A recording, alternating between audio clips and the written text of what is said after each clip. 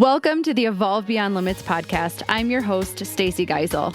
This podcast is dedicated to helping you create a life that sets your soul on fire. I believe that is truly possible for everybody, but you have to be willing to do a few things.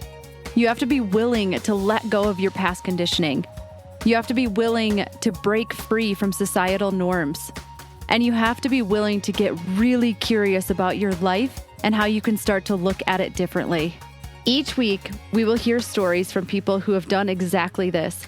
People who chose to disrupt the life path they were on, go against the grain, and share the lessons and perspective shifts they had to make along the way. Every episode is committed to not only inspiring you and connecting you with other amazing humans, but actually giving you the tools you need to use this information in your own life so that you continue to evolve and reconnect with your highest self. Are you ready? Let's have some fun. I want to thank you for joining us this week on another episode of the Evolve Beyond Limits podcast. And this week we are diving deep with Stesha Reukauf. She is a former engineer who left that career behind to start her own business and help empower women in their own health. We actually met this way because I was a client of hers when I was going through my own issues, which we dive into that story as well. Only after she transformed her relationship with her body, she found a higher calling and balance in her life. And we have a truly soul-led conversation in this episode with everything from self-love versus self-care to how discovering your own worthiness eliminates your fear and the powerful ways being present today impacts every aspect of our lives. We talk about vulnerability. We talk about ways we teach other people how to treat us.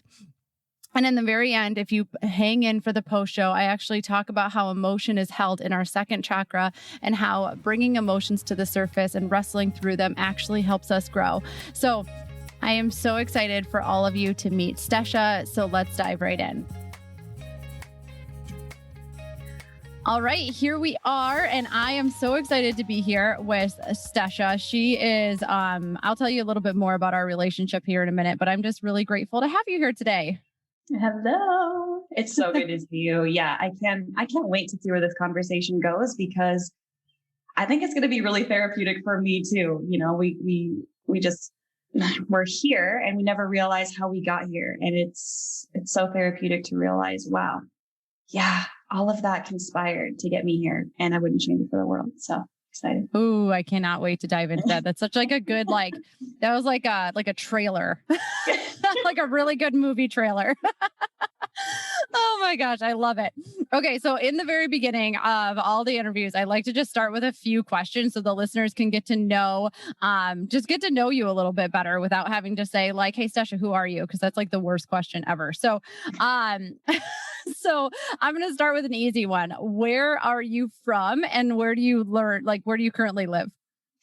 I am born and raised Montana, and we are from a little farm up in Joplin, Montana. So little small town farm girl. And I currently live with my husband on a cattle ranch in eastern Montana. So kind of back home, back to the roots.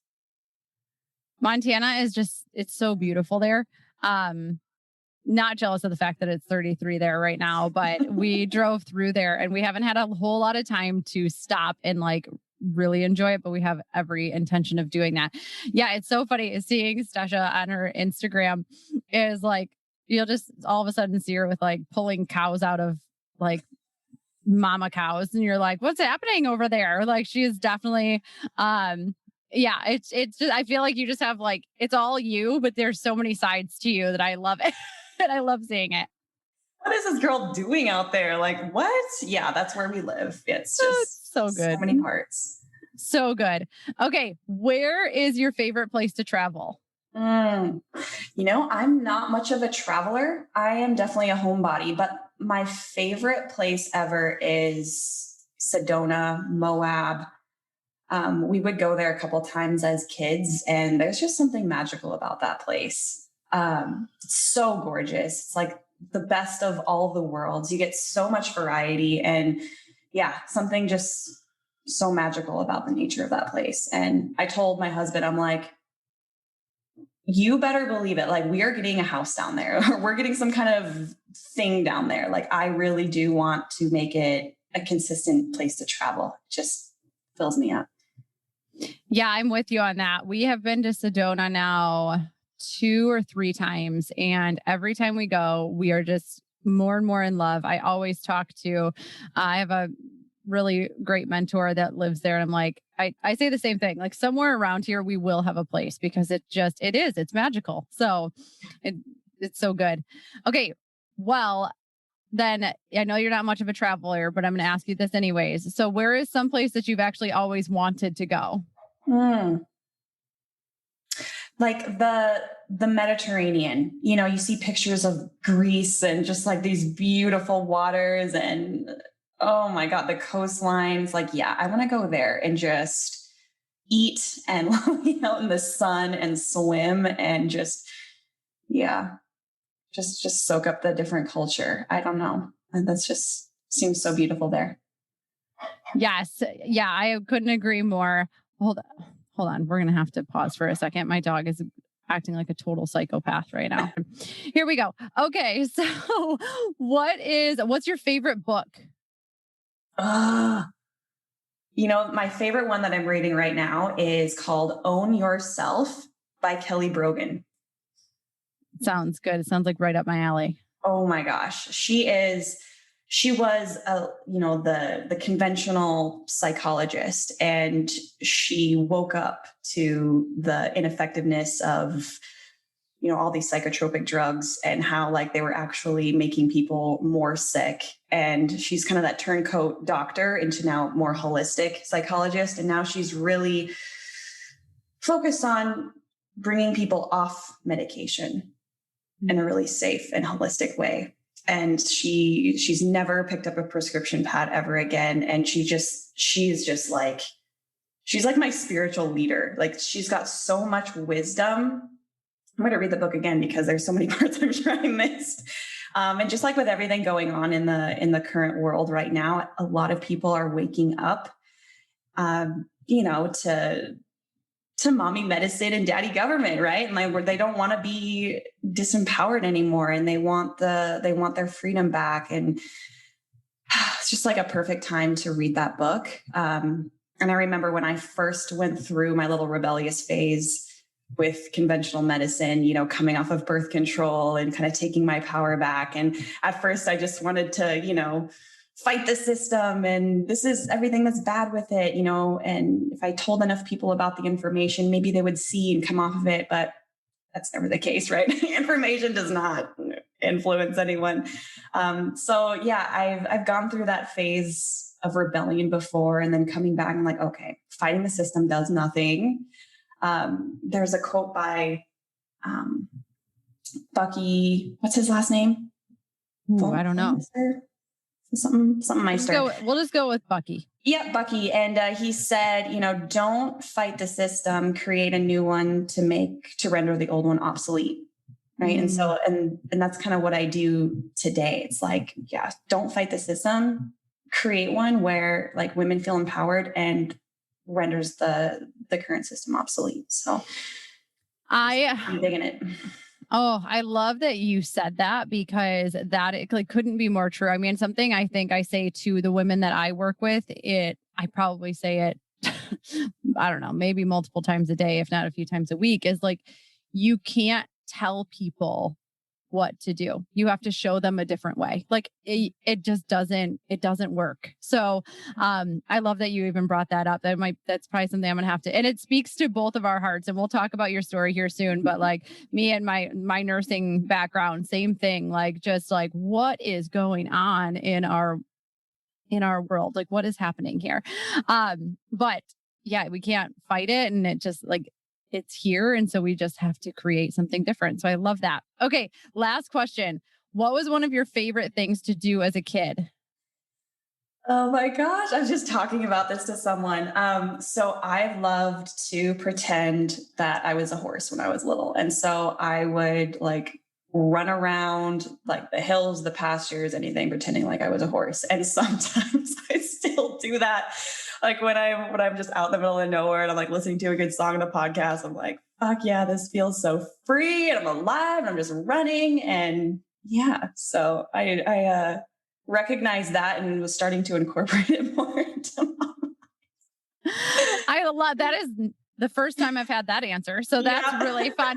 No, I think that's actually so cool because horses kind of freak me out. And but not too long ago, I went to this horse sanctuary. It's a Mustang sanctuary, like an hour and a half from me. And my dog and I went and we met this horse. Her name was Maddie.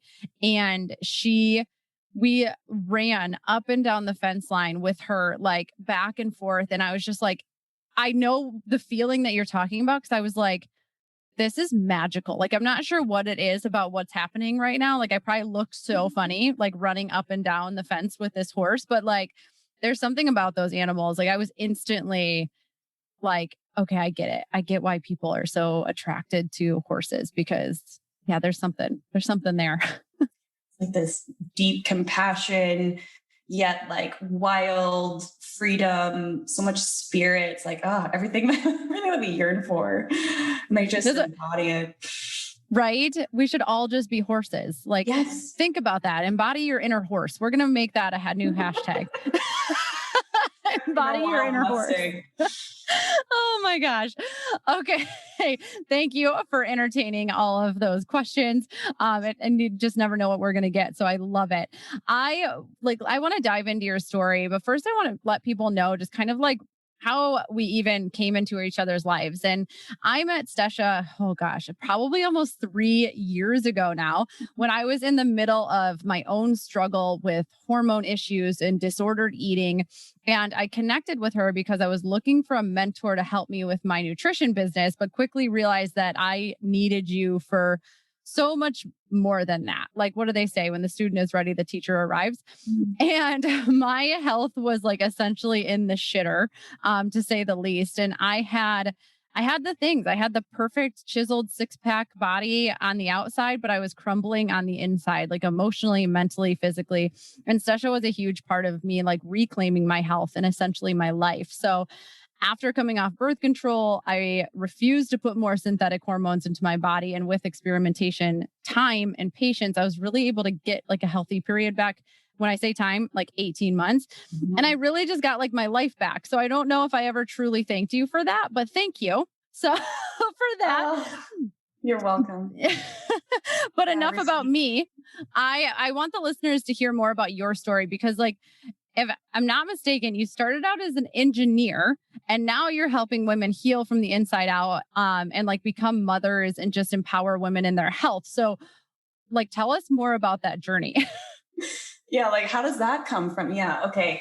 So yeah, I went to college and got 2 degrees in engineering, chemical engineering, bioengineering. And I wanted to stay in Montana. And sadly, really the only jobs in Montana is around oil field, oil refinery, that kind of stuff. So I'm like, man, okay, I can do this. Right. And 2 years in, I'm like, I don't know how I'm going to be able to do this for the rest of my life. It was a male dominated field. We're in cubicles. I'm designing heat exchangers and pumps every single day, day after day. And I'm like counting down the days to the weekend every single week and really just living for the paycheck, living for the weekend. And it wasn't until I've always been obsessed with health in the wrong ways. I've always tried to diet down and what's the new women's health magazine going to tell me to do? And, make sure I get on the elliptical for an hour a day. And that was my relationship with my body, nutrition, and exercise. But like something deep inside me was like, I love this stuff. Like, this is what I'm so passionate about. Kept trying to figure it out, maybe for the wrong reasons at the beginning, but it wasn't until I started CrossFit that finally I could show up to a place and be strong, feel confident, see progress, and not want to hate my body thin anymore. And that feeling for the first time in, 20 years of life, it's like, shit, I want to share this with the world. And so I got really obsessed with, becoming a CrossFit coach and looking into nutrition as performance now, right? I need to recover better. And still, I think for the wrong reasons. But it was getting better. It was a step in the right direction. And that's when people are like, well, what are you doing for nutrition? Well, I'm counting macros and I'm, using all this hashtag science to, fuel my body in recovery. And that's when I started coaching people at the gym for like $50 a month, That's where I started too. So for anybody who's listening, who's starting a business, like, yeah, $50 a month. Yeah. So work 10 hours as an engineer, go work out for a couple hours, and then somehow coach people at, from the hours of 9 to 10 at night. And I did that for a long time and realized, shit, this is what I want to do. I love this.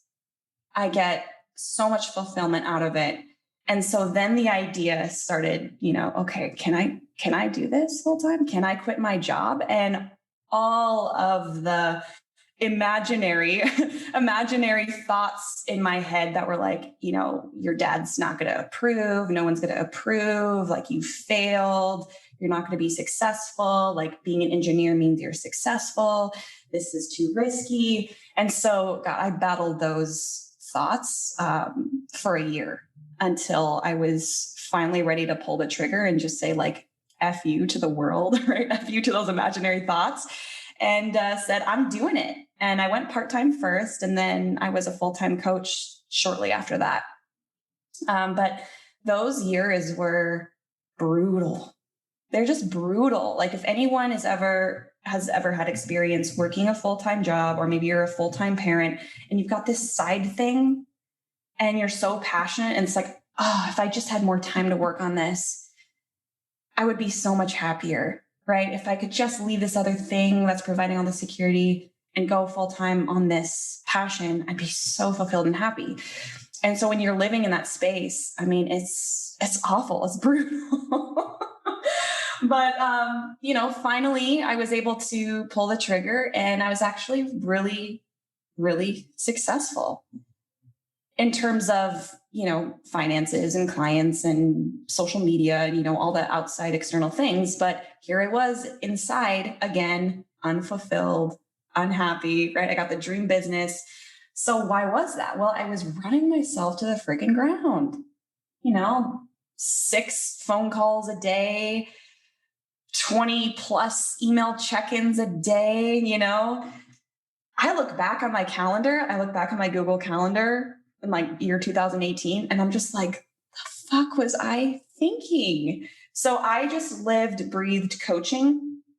I got so much experience, so much, fulfillment, but I wore myself to the ground, completely burnt out, wanting to quit, and kind of at the end of the road again. And it wasn't until and this was just like doing general, macro coaching for women, who were experiencing adrenal fatigue and all the hormonal issues, and they were CrossFitting and kind of little replicas of me, right? The type A overachiever, got to do it all. I wonder why my body's breaking down. And so just coaching them. Shocking. They all wanted the secret of like, oh, how do I balance it all? Well, you can't. But yeah, just undoing a lot of mental, emotional hardships for these women. Just like you, Stacey, like you're searching for the secret to just make yourself feel worthy. That's all this is. No one goes out looking for that, but that's what the root of it is. And so, yeah, it's coaching these women with nutrition and, getting them on the right workout plan, but really behind the scenes, it's a lot of like, well, how are you fulfilled at work? What's your body image like? What are the kind of thoughts going through your head? And so that's where like the bulk of the coaching and the transformation came from, which was a hint of what I'm doing, a hint of where I am now. So I don't know if you want me to stop there. I feel like I've been talking for a year. Well, let's touch on a couple things here because I think it's important too. It's funny when you talk about that because when I was doing nutrition and health coaching, it was similar. Like people would always say, like, I don't really feel like you're my nutrition coach. I feel like you're my life coach. And I think that it's important to realize that, and that was the part that I loved to help people with was like the life stuff and how do we feel about, how do we actually feel about the body that we're in? Like, why are we actually going after these goals? Like, what is it? But it took a lot of deep work for me to get there. And like you said, there's this whole essence of like this unworthiness for women. And, like even in your job from the transition from engineering and the do, we often, this happened to me too, is we transition into entrepreneurship because we want something different, right? We want the freedom, we want the lifestyle, but then we don't put the lifestyle first. So what we do is we just own our job now and we're still fighting for that same worthiness. So I guess my question is like, where was kind of the moment that you realized that like you were trying to prove yourself and like that was really like you were trying to, like I said, prove your worth. And how did you move through that? So I'm going to be honest with you. It was about a couple weeks ago where I finally woke up to the fact that, yeah, I'm using my business to prove my worthiness. So, I mean, to the fact, like I really got to the root of it and was able to heal it. But the first time I realized that it was right before our wedding. It was right before our wedding and there was like so much family stuff going on and so many opportunities to hang out with friends. And I chose to be inside on the laptop, like glued to it, had to get to the emails, had to follow up. I couldn't even take a week off for my own wedding. Oh, so it's funny because I think I was actually working with you at this point. And, but I want people to hear this because this is what we do. These are the types of things that we use to cover up our feelings of unworthiness. And I'm so glad that you're bringing this up because, there was a time when I went from when I was working my nursing job and then I started training in CrossFit and then powerlifting. And there was a time that I chose to leave my nephew's birthday party because I had to work out. And when I started my business, it was the same thing. I chose to not spend time with family, to go to bed super early, to not stay up late that night, and not in a way of like, so there's ways of doing that where it's in your highest good. And then there's ways because you're terrified of missing the workout the next day, or you're going to not be able to, or like you're constantly on your phone checking to see if everybody's okay. And from my experience, I would love to hear this from you, is like, it's a boundaries thing, right? Like again, because we're trying to prove, so we have no boundaries because we're afraid that if we set a boundary that people are no longer going to like us or they won't love us because we're doing what's best for us. Yeah. Yeah. It's this scarcity mindset. And that's really what fear is. A lot of these limiting beliefs are stemming from usually a couple roots. And what I mean by roots, it's like there's one root and it might look like many branches, right? So the unworthiness root is going to look like, oh, I need to exercise more. Oh, I need to work overtime at my job. Oh, I need to lose a couple more pounds, whatever. Like those are kind of the symptoms of it. And so, yeah, the boundaries thing is just a symptom of that. Like not fully believing that you are worthy or deserving to put yourself first. And therefore it's always questioning, well, I got to make sure, Stacy doesn't think I'm a bad coach. So I got to make sure I check up on her. And so it's those kind of thoughts that infiltrate our head and convince us that, yeah, we've got to do this in order to keep our ego patched up and keep this facade of like what we look like on the outside. We've got to keep it all together. I mean, anyone can see right through it, right? But we think we're doing such a good job. It's really true. And so like often when I work with people too, it's this like you're searching for something. And I see so many women, especially, they end up martyrs in their life, right? They think they're patting themselves on the back for putting everyone else first because that's what we're supposed to do. But you're searching for, again, it comes back to worthiness, but a lot of times you're searching for love. You want to be loved, and you think that if you put everybody else first, then they're going to love you. But the reality is, like, the only person's love that like you really need is yours. And the only way you're going to get that is by putting yourself first. And that's why I think self-care, like I was actually thinking about this morning. I don't really love that word because it's like, it's one, maybe it's just been overused. And two, I don't think that it gets to the root, because I think that self-love is what we actually need. And yes, we can do that through self-care, but like we have to know what it actually is that we're looking for. And yeah. Oh, yes. Yeah. The self-care, it's like treating the symptom, and the self-love is actually healing the root cause. And, self-care might look like, taking time to go to that yoga class. Well, if you don't truly believe that you deserve that yoga class, it's just another thing on the to-do list that you've got to cram in that, oh, I checked it off the box. I'm a good girl now. And self-love to me is turning and looking to those shadow parts of yourself and being like, I fucking love you. And yes, you can stay here. And yes, you can reside here. And yes, I accept you. And guess what? I'm actually going to show you off to the whole entire world. That's self-love. And when you do that to all parts of yourself, the shame, the guilt, the fear, the victim part of you, there's nothing to run from anymore. There's nothing to hide from. There's nothing to fear. You can literally enjoy the present moment, have healthy desires for things, but you don't feel so attached and desperate for the outcome, desperate to get that thing in order to feel worthy.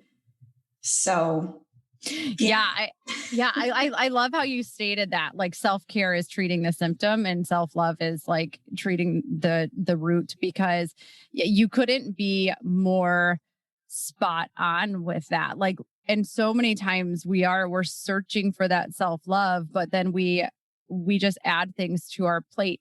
And we make so many things like, okay, well, now I have to do this because this is what I'm told that self-care is. And now I'm being like, there's so many expectations that come from being, just being a woman, and especially being a woman in business. Like there's a lot there that we have to be willing to strip away. And I always say, like, transformation, like what I help women with, it is not about we're not adding anything. It's actually more of a process of removing all the things that are not actually you and all the masks that you have put on over the years to put out this persona that you have it all together, that you don't need any help, that you don't need any of that. And it's like, man, it's amazing when you get to this point. And this is something I want you to, like, for the listeners to hear, is that one, all of this takes time.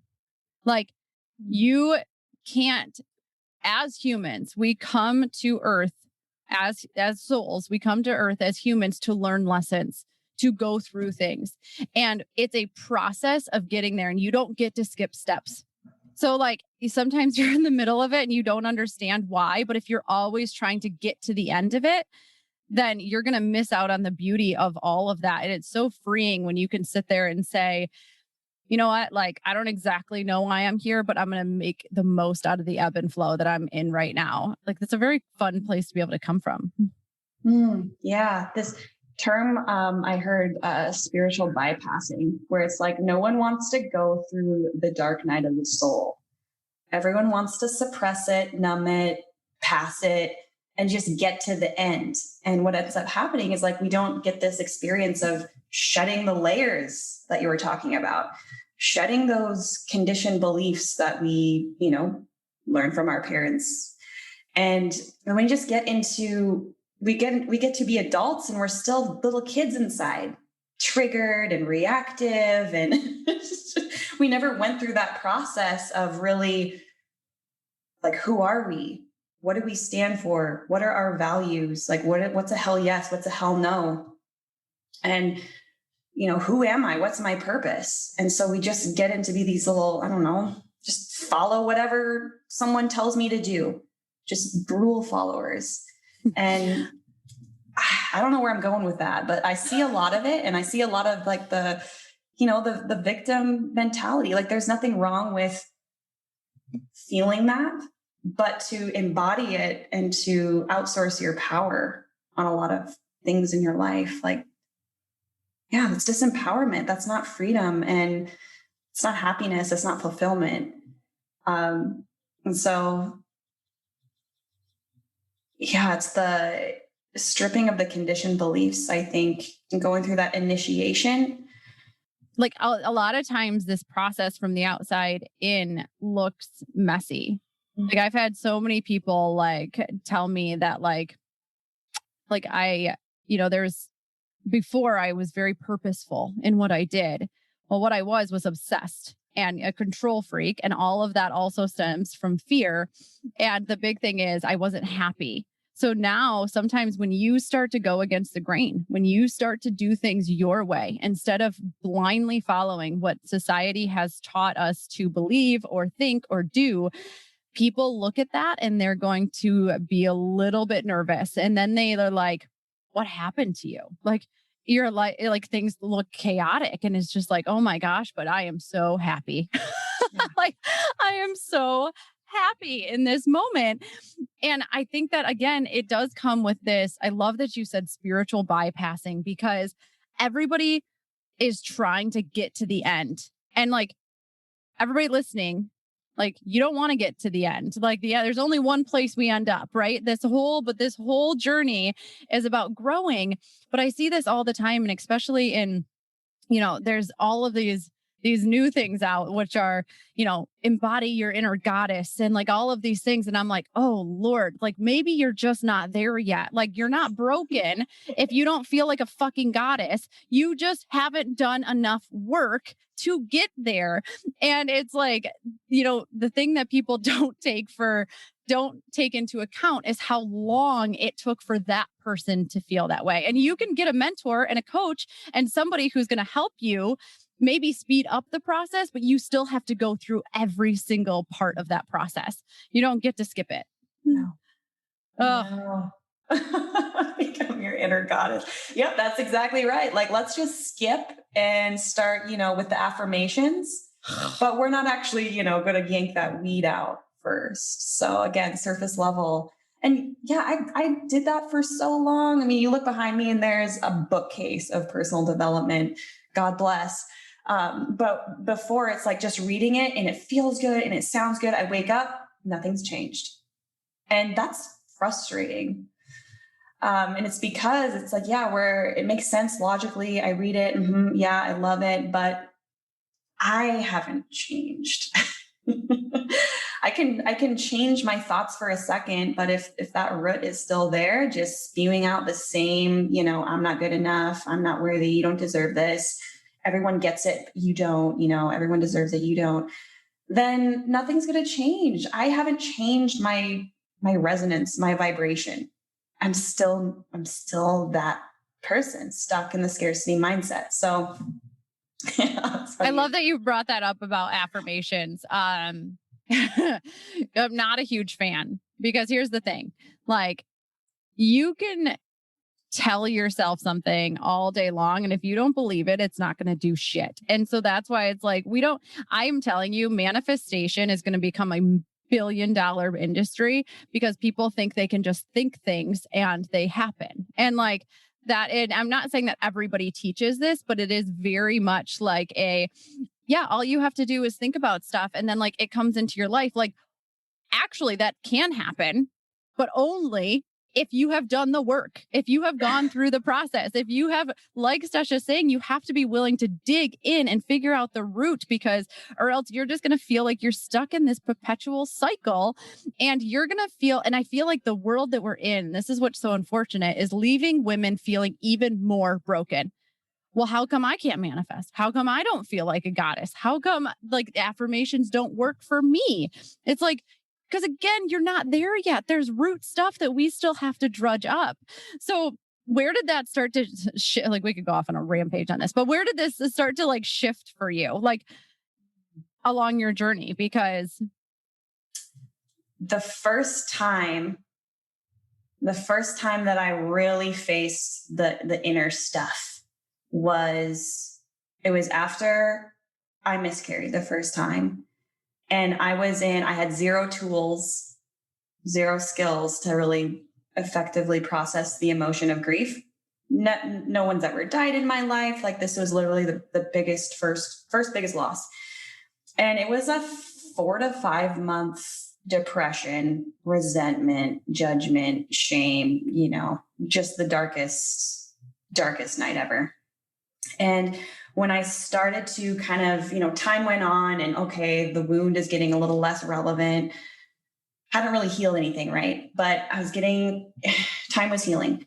And I opened up this book. I think it was called Will I Ever Be Enough? Oh boy. Opened it up, started reading, and realized, wow, I have so many mommy issues. So I've gone through my whole entire adult life justifying, like, yeah, my mom's an alcoholic. Yeah, she's a kind of narcissist. Yeah. She did the best she could. I turned out fine. We're good. It wasn't until I read that book and I went through the 5 stages of grief, the anger of her, like, how could she do this to me? She ruined me, then the sadness of all that I missed out on in childhood and on life, and all the suffering that I had to go through because of these beliefs that I had from her. And then there was the forgiveness, like, okay, I understand, like, she was raised this way. I can show compassion for that. And then finally acceptance. And so that was really the first time I actually had an inner child healing experience. And I did all of this on my own. And it was long and drawn out, but it happened. And I experienced such lightness after that. I had so much more to go, but that was the first time. So that was like 2019, the beginning of 2019. And it was so painful. I'm like, I don't ever want to go there again, right? I'm healed. I'm fine. But that was the first step. It's obviously continued deeper, especially these last 3 months. But I don't know if you want to talk about any of that. Yeah, I think it's powerful that,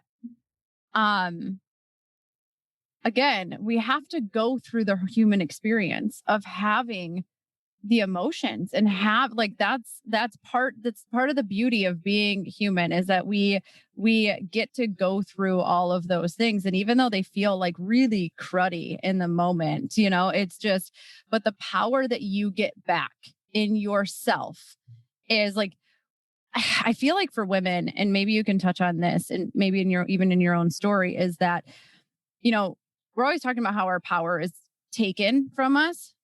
I think we give it away. We give it away, right? And like, we give it away by not working through the stuff, because whether you realized it or not, like that feeling that you had towards, like, your mom had so much power over you. Like, you had given away a lot of your power to her because you didn't want to bring it to the surface and you didn't want to work through it. So I just think that's a beautiful thing to kind of point out there. Yeah. And I see this a lot in relationships. A lot of my friends are like still dating, and just so much power is given away in the relationship. And it doesn't matter how many times I stand up and say, like, you're successful and you're smart and you're beautiful and you're intelligent and all those things that I genuinely think are true. They do not see it. Why? Because they too have these limiting beliefs that they have not addressed and that they have not really because until they accept themselves and that they see themselves that way, no man out there is going to fulfill that. They think that's what's going to fulfill it, but it's not. It's just this perpetual cycle of like, oh, here's the same emotionally unavailable man that you have attracted. Yeah. Oh, it's so true. And I think that like we've all been there where because we are taught that everything that's going to bring us happiness and fulfillment and joy is found outside of us. Mm-hmm. That is the way that our culture tells us, but actually everything is within us. And actually I just posted this yesterday, but I think it's a quote that's worth hearing, is that the day you approve of yourself and fully accept yourself, on that day, the world will finally accept you. Yeah, I saw that. We cannot, you will never get the approval that you're looking for until you learn to approve of yourself. So you went through a miscarriage, which I'm sure was just not an easy thing. And then, if I'm not mistaken, you started to heal through some of this stuff, but then like getting pregnant again wasn't easy for you. Yeah.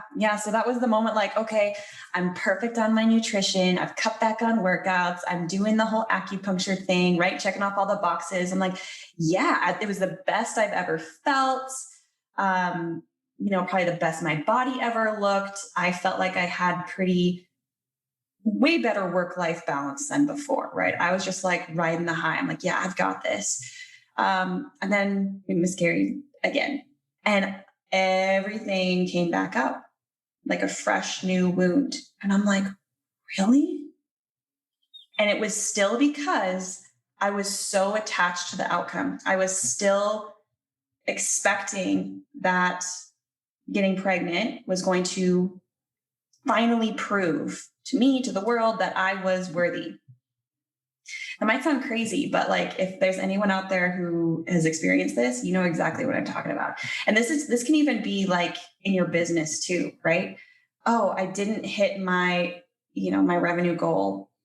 It means that I'm unworthy. It means I'm not good enough. No one wants what I have, and I should find a different strategy. It's that same thought process. You make it mean something about you instead of, oh yeah, this is just what happens sometimes. And let me grieve and process, and then, tweak some things if I need to, but keep the faith and keep going. So that's where I learned all of that from. The little spiel there is from that second miscarriage, because now I had the tools to process it and go through it again. And from that experience, I finally felt genuine trust in my body, in the universe. I finally felt what it feels like to let go and just be in the present moment and enjoy life now. Doesn't matter if I'm going to get pregnant tomorrow or 10 years from now. Like, that was the conclusion I came from. Like, I love myself so much. Doesn't matter what the pregnancy status is. Doesn't matter what any kind of status is on the outside. And that kind of, when you're vibrating in that resonance, like, I'm pretty deep in like quantum medicine and quantum physics, but like when you align your true vibration with the field of abundance and gratitude, appreciation, that's where abundance lives. That's where the manifestation happens right there. Mm-hmm. Yeah. And it comes from that deep healing and acceptance and so much appreciation for just you and your creativity. And it's really powerful. And I think that it's important I want to highlight something that you said, which was like, you went through it again. And again, when you're going through this personal growth, and just know this for pretty much the rest of your life, like if something keeps happening, it's because you haven't learned the lesson yet. Mm-hmm. And we're always like, okay, I'm ready to be done with this. Like sometimes women get into like my program and they're like, okay, I want to do this because I just want to be done. And I was like, well, that's the wrong attitude to come in with, because like, it's never going to be done, but it doesn't mean that you won't go through these things again and again, but you just are better equipped to handle them every single time, and you don't have to sit in it as long. So you're not broken because like, okay, we're back in that same place in my business. I'm back in that same place as a mom. I'm back in that same place financially. Like you said, you have to grieve and then be willing to tweak it and be able to move forward. So after that happened then, and after you kind of realized that everything that you needed was within you, right? And that you were going to love yourself no matter whether you were pregnant, not pregnant, no matter how many times things didn't go your way. How did things start to shift for you? Well, if anyone knows what it feels like to just have such a controlling death grip on your routine and your nutrition and your supplements and your workout routine. And just like you were saying at the beginning, like I have to be in bed at 9 p.m. so I can get up and do my workout. And it's just this yucky, like, yeah, you're constricting life. You're restricting life, constricting life. So you go from that to waking up and sipping your cup of coffee and just sitting there and taking in nature outside and hearing the birds. And just like every little moment is so rich and precious. So you shift from just needing to get done and get there and get the thing to, fuck, this is it. Like I'm soaking it up. And your body just feels like it's vibrating all the time because you just feel so amazing. So needless to say, yeah, getting pregnant was very easy after that. Conceived with Atlee, who's now 1 year old today. Was it August 2019? So yeah. And because I did that work, I wasn't anxious through my pregnancy. I wasn't waiting to miscarry again. I wasn't worried about what was going to happen. So I see, a lot of women who don't process the feelings and even like release the guilt and the shame of a miscarriage, and they move right into the next pregnancy. All those same feelings are there. They're just showing up as a different symptom. Now it's, I'm worried about the pregnancy. Now I'm worried about the birth. Now I'm worried as a new mom. It doesn't stop. It just keeps snowballing. Yeah. And it's so like life is actually pretty simple. Like, I mean, there's hard moments, but it's so funny because we make life so much harder than it actually has to be. Like, and I think when you realize that you can just be in that moment, and that is what life is all about. Like when you're always trying to get to the next thing, like you're literally missing the point of why we're here and the beauty of this experience that we get to be in. And I always joke that people are so concerned about getting to heaven. And I'm like, how do you even know what that's like? Like, why would you not just be making every, like, yeah, be a good person, but like, what if this is our heaven? Like, what if we treated life like that a little bit? It would be a very different experience for a lot of people, I think. Yeah. Different experience for the world too. Like no one would be trashing it. No one would be, just trying to make more money and get. It would look very different on this planet right now. It would. It would. We're going to change the world. We're getting there. Yeah. But again, like Stesha said, we have to create an environment. We have to show people that there's another way. And so if you're out there and you're listening and you're choosing to live your life different and people don't necessarily understand it, and they don't like, it's okay that they don't understand it. But amazing things happen when you choose to be in that super high vibration. And that doesn't mean toxic positivity. That doesn't it means enjoying the ebb and flow of life. Like, and even when not great things happen, you get to grieve through those and all of that. But it's like, we have to be willing to show up, because we are then giving other people permission to do the same. Like, people need permission to be able to live their life in that way and at that vibration. And I think it's just an important thing for people to experience. And I think the best way to show people is through vulnerability. I think just saying exactly how you feel and why you feel it, you connect with so many people on that same level. Um, and I always thought like I was being vulnerable, like on social media and stuff. And then when I really took a hard look, and I'm like, yeah, you talk about what you've been through, but you're not showing up authentically, vulnerably, but through what's going on right now in your life. That's powerful. Showing up and saying, yeah, I'm feeling freaking defeated right now, did all this and got this outcome, and just want to speak to anyone out there who's feeling that way, because look, it's tough now, but like, we're going to get through this. And this is what life's all about. It's like, man, someone reads that and they're like, oh my God, I'm going through that too. Now I know that I'm not alone. And wow, now I just got something extremely positive. I can start, spiraling up instead of continuing to spiral down. So I think that's the best way to practice what you preach. Show people that it's okay to feel the spectrum of emotion, because until I truly felt, not just say I felt, truly felt the shame and fear, I'm not going to be able to feel the love and gratitude, right? The pendulum goes both ways. If you want to stay right in the middle, it's going to be a life of numbness. See a lot of people in that numbness. And I love that you're talking about that, because we do,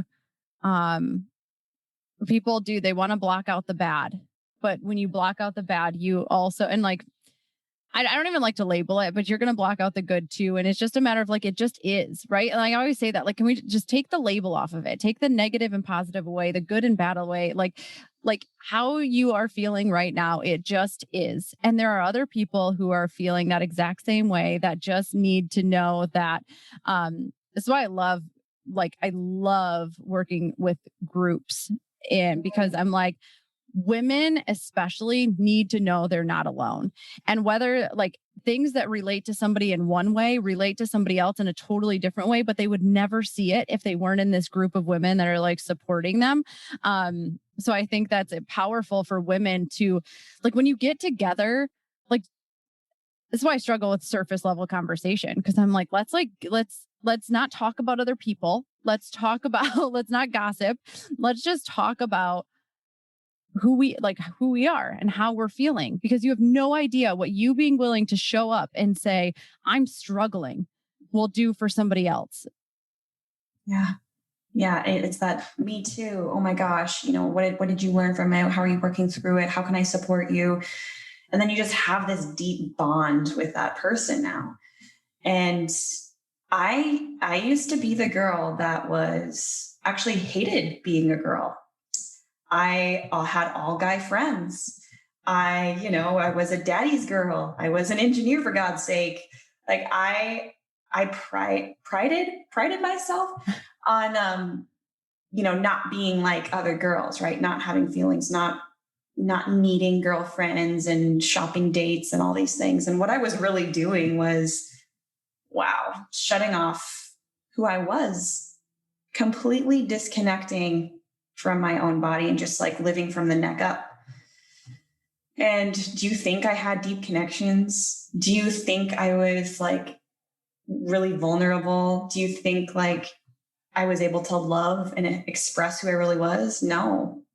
And what kind of life is that when you're not able to just be who you are? So I get that. Yeah. And a lot of like type A, high achiever women who love CrossFit and have these really successful careers, they're in the same way. They want to disassociate with that weak, vulnerable part of themselves. That's where all their power is at. Oh, and you couldn't be more spot on. Like, we use that as a defense mechanism. And I always say, like, you have to look at the aspects of yourself that people wouldn't necessarily look at and be like, that's a negative thing, right? Like, and independence is one of those things, like, for me, but like independence for me was, it can be good but it can also be it can be something that's holding me back. And the second it started to hold me back was when I realized that my independence left me with trying to do everything by myself and unable to ask for help. Right. Like it was just so like when you look at that, because I used to be the same way with women, like, and now I wouldn't give up my relationships with the women in my life for anything because like they're so powerful.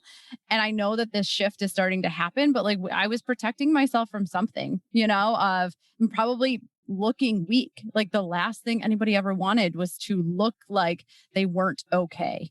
Mm-hmm. And that's part of this beautiful experience is not being okay sometimes and letting other people help us through that. Like it's crazy because I always think about how good does it feel when somebody comes to you and they're like, I'm struggling. Can you help me? And you're like, oh my gosh, yes, let me help you. But then we don't give that opportunity back because we're so afraid we're going to burden somebody. And it's like, no, like think about how you feel when someone asks you for help. Like other people want to be that for you, but you have to let them in. Yep. Yeah. There was a turning point for me when I finally was okay asking for help. I was like in this program, we're actually healing like our emotional trauma and inner child. And the second babysitter bailed on me. Mother-in-law couldn't come over. Husband was busy. So I had this baby and like, you're supposed to be at full attention, on this call. And I just like showed up to the call just crying. And they're like, what's up? I'm like, I just feel like no one cares about me. Like, because I was unwilling to ask for help and I was looking for no one caring about me and no one being there for me. And I look back, it's like, yeah, I set myself up for like these last minute babysitters canceling and not letting anyone know. And so it's kind of funny to look back and see, wow, my limiting belief has actually cut me off from people helping me, people connecting with me, people being vulnerable with me.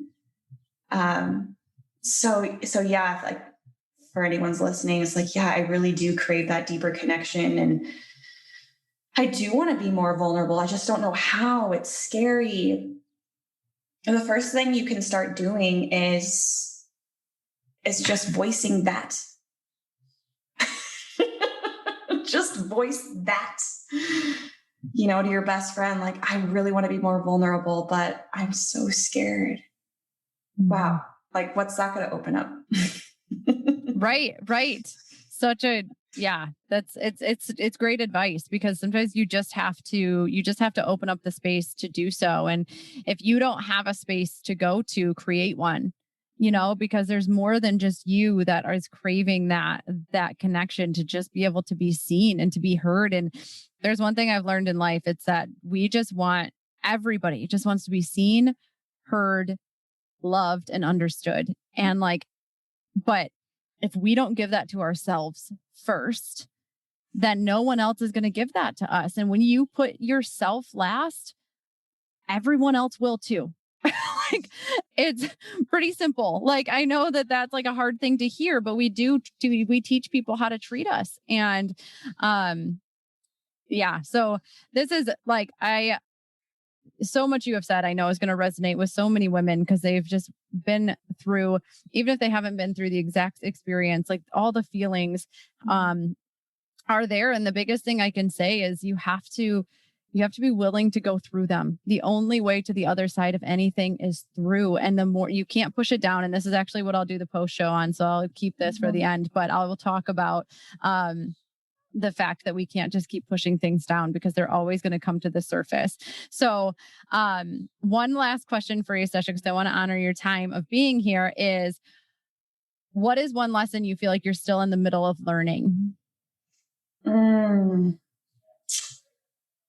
One thing that I know that it will come up in due time is really, truly, genuinely feeling like I deserve it. It being, I don't know, but I feel like that's the big last root that I need to work through, that I get to work through. And the other is just loving so much, like every part of me, even the judgy, critical, victim part of me, because she just wants a say too, right? And the more I, like you said, suppress her, the louder she gets and the more power she has. And so I just picture her like this little girl that just really feels victimized and just needs to be heard and held and loved and nurtured. And that's been my experience, like doing that to the parts of myself. Immediate relief and healing. So I know that next big one is going to be, it's going to be a tearjerker. And usually, like, the way that I process emotion is going out for a walk in the middle of nowhere, pretty easy to do out here. And like literally just talking to that part of me, talking to the inner child who didn't feel like she deserved it. Like, where did that belief come from? And just be able to feel all those emotions that I didn't feel when I was little and instead protected myself from. That. Oh, yeah, that's good. That's good. And it's, I love that. Like, so if anybody is in Montana and you see, happen to see Stesha walking around talking to herself, like, this is just how she processes. And I love the fact that you're willing. Yeah. Pretending like she's a horse. You'll know exactly who she is. But thank you for sharing that. And truly, I want to honor you for showing up and really for something that you struggle with. You were vulnerable on this podcast and showing that you're still going through it. And we all are. Like, we see the highlight reel, we see the different things, but like, there is always moments that are going to be hard and difficult, and we're always processing through something. And for you to like let us in on that at such a deep level, I just appreciate you for that. For a lot of things, but that specifically right this second. Awesome. Progress. Affirmations, confirmation. Doing the work. Oh, I love it. Well, Stesha, thank you so much for being here. Yeah, I just know people are going to pull so much from this. So if women want to connect with you more, how can they do that? Because I know they're going to want to. Instagram. I respond to every DM, every comment. So if you want to say, hey, me too, I resonated, I'd love to hear your story. So perfect. And we'll make sure. Yeah, that's Stesha.Reukauf. So many vowels. You're going to want to put that in the show notes. I will put that in the show notes for sure. Yeah, so I'll put that in the show notes. So do connect with her. I know that I say this quite a bit on the podcast, but it's like when we say we love to connect with people, we aren't kidding. And we want, and I know Stesha's heart and like where she does business from and where she just leads her life from. And it's a very heart-centered place. And she wouldn't be putting herself out there. And we are able to hold space for people and allow you to come through and be heard and feel understood and feel the love. And so, yeah, please connect if you felt any pull towards Stesha, reach out because I know that she'll hold that space for you. So Stesha, thank you so much for being here. You're so welcome.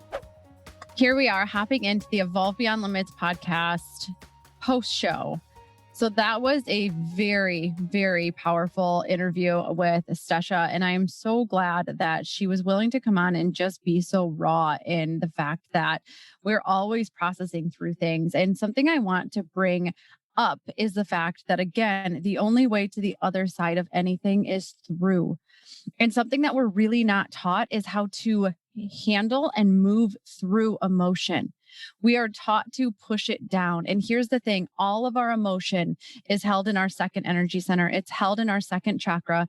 And it is messy. It is the messiest of the energy center. And it's the one that I see very blocked in our culture, our society, and with the women and men that I work with. I know I talked about this briefly on a previous podcast, but with so many men and women, we aren't taught how to express emotion, how to feel it, how to move through it. We're just taught push it down, push it down, push it down. And what's interesting is that the animal that's associated with the second chakra is the crocodile. And the crocodile, because when you think about a crocodile, what it does is it's kind of beneath the surface, and then it sees its prey, and then it comes to the surface, it grabs it, and then it rolls, it wrestles around with it a lot, and then it doesn't even eat the whole thing. It just like lets it, like at some point, it just lets it go. And that's literally what we have to do with our emotions. We have to bring them to the surface is the step one. And then we have to allow ourselves to wrestle through them. We have to allow ourselves to wrestle through them. We don't get to say how long that is. And what I see for a lot of men and women, what they do is they might feel something and then they give themselves a time limit. Okay, I've been sad for 5 minutes. Now I need to move on. Like, you have to work all the way through it. So you may need tools to do that. You may need a friend to reach out to. You might want a therapist. You may want to be in a group that is going to support you and help you move through it, maybe give you different perspectives, but nobody gets to say how long you get to feel something. Because it might take longer than you want it to. It might take longer than you think. But if you don't work your way all the way through it, then it's going to manifest in your life in two ways. And I see this for so many men and women is when our second chakra is blocked or imbalanced, it is the element that's associated with it is water. Okay. And so we're either ice, which is numb. When we have turned ice cold, we become numb to life. Just like Stesha said, we become numb to how beautiful life is, to the playfulness, to the creativity, to the sweetness that life actually brings. But the other way it can go is steam. And steam is when we feel so much anger and so much resentment towards the people in our life, towards the things in our life. It's not because there's something wrong with you. It's simply because you have an imbalanced second energy center. It might be blocked, and it's because we're not allowing the emotions that we're supposed to feel as human beings come to the surface, and we're not working through them. So, what are you pushing down? That is my question for you today and for this week, is to think about, like, what is it that you're pushing down, that you're not letting come to the surface, that you're refusing to work through? Because you will never be able to move through it if we don't bring it to the surface. Right? And are you willing to reach out and ask for help? Asking for help is not a sign of weakness. It is a sign of strength. It is a sign of being willing to say, I want to live my best life and I need help seeing my blind spots, seeing what maybe I'm missing, to give me a different perspective, to help me move through this because I've pushed it down for so long. There's no shame in that. It should be welcomed, and it is truly seen as a sign of strength. So that is what I have for you today. Thank you so much for tuning in for another week of the Evolve Beyond Limits podcast.